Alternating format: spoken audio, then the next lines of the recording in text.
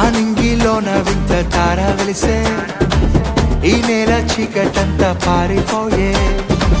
ఆనింగిలోన వింత తార వెలసే ఈ నేల చీకటంతా పారిపోయే బెత్లెహేము పురములోన బాలుడేసు జన్మించినాడే దూతలంతా కొత్త పాట పాడే పరలోకమంతా పరవశించిపోయే పరిశుద్ధుడు పుట్టాడని పాపిని కరుణించాడని ప్రభు యేసే రాజని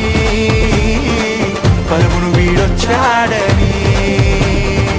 పరిశుద్ధుడు పుట్టాడని పాపిని కరుణించాడని ప్రభు యేసే రాజని పరమును వీడొచ్చాడని